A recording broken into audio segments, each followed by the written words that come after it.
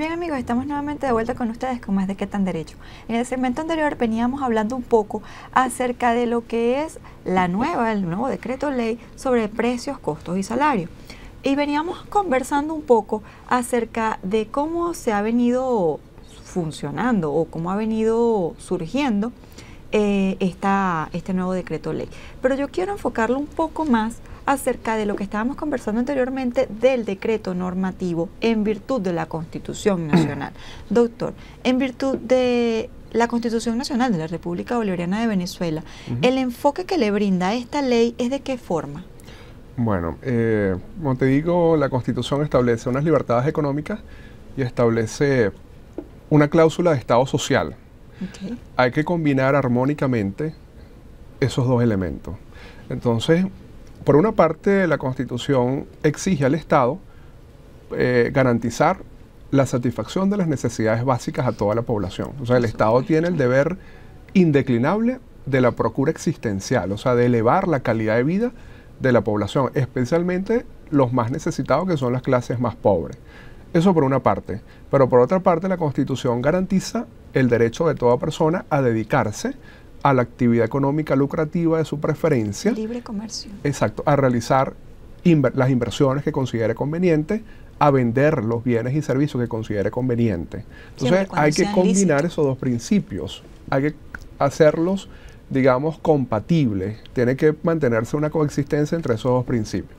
Entonces, ¿qué pasa con la posibilidad que tiene el Estado de fijarle unilateralmente el precio de los bienes y servicios que va a vender el comerciante o el productor?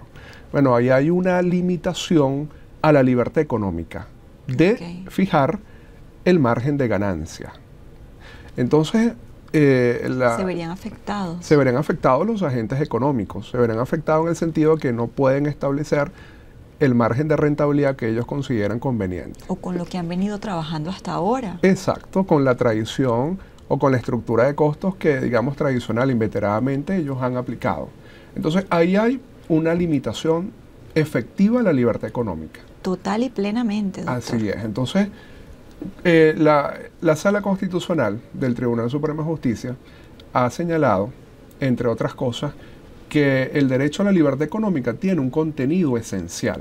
Es decir, el contenido esencial de los derechos es aquella parte del derecho, digamos, aquel núcleo intangible y duro de los derechos que no puede ser objeto de regulación o de restricción por parte de la intervención del Estado. Perfecto. O sea, el contenido esencial del derecho, digamos que es un reducto mínimo donde prevalece la autonomía, la voluntad individual, y que no puede ser de ninguna manera erosionado o menoscabado por la intervención del Estado.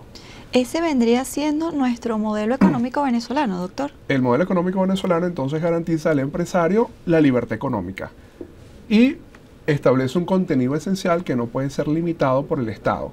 Ahora, la pregunta es, ¿el precio que fija el agente económico, el margen de ganancia que fija el agente económico, forma parte del contenido esencial del derecho a la libertad económica? Esa es la pregunta que hay que hacerse. Claro. Entonces, eso podríamos, digamos, develarlo de la siguiente manera. Esa pregunta podemos responderla de la siguiente manera. Está garantizado, la Sala Constitucional ya en sentencias lo ha dicho, el agente económico tiene derecho a obtener un margen de ganancia razonable. O sea, por ejemplo, en esa famosa sentencia Asodiviprilara o la sentencia de los créditos indexados, que fue una sentencia que se dictó con motivo de los créditos hipotecarios que otorgaban los bancos. Exacto. Entonces, ahí la sentencia señaló que el sector bancario tiene el derecho, como contenido esencial de la libertad económica, a tener un margen de ganancia razonable, una rentabilidad razonable. ¿Y qué es una rentabilidad razonable? Entonces, eso la Sala no lo dijo. Y eso quedaría a criterio de interpretación, exactamente.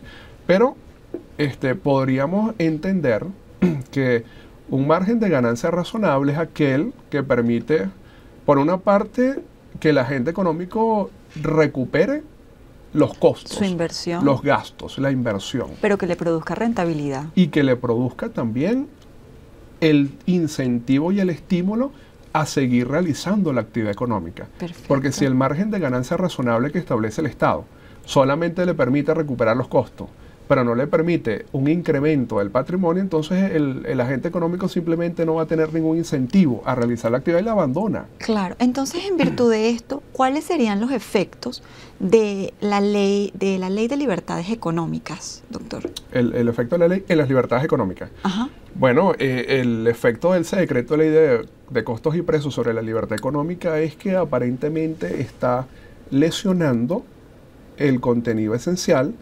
del derecho o la garantía fundamental a la libertad económica, al impedirle al agente económico obtener un margen de ganancia que sea lo suficientemente estimulante para que él siga practicando la actividad económica. Desempeñándose. Y con respecto a la libre competencia, doctor.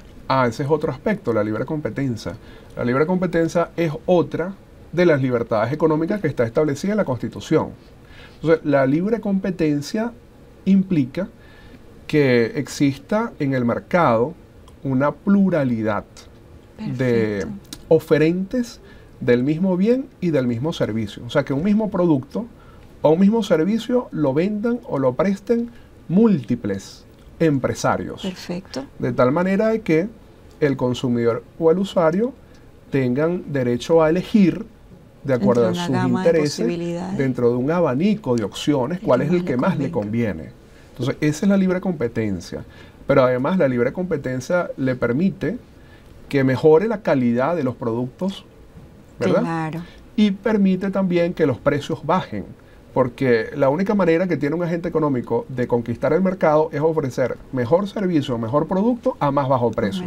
Para conquistar el consumidor, el usuario. Entonces, la libre competencia, al parecer, también es una libertad económica que va a ser lesionada por el decreto ley de costos y de precios. ¿Por qué?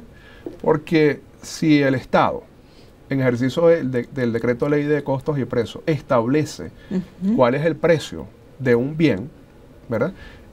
Va a establecer una cartelización de precios, es decir, todos los empresarios que vendan ese bien lo van a vender al mismo precio.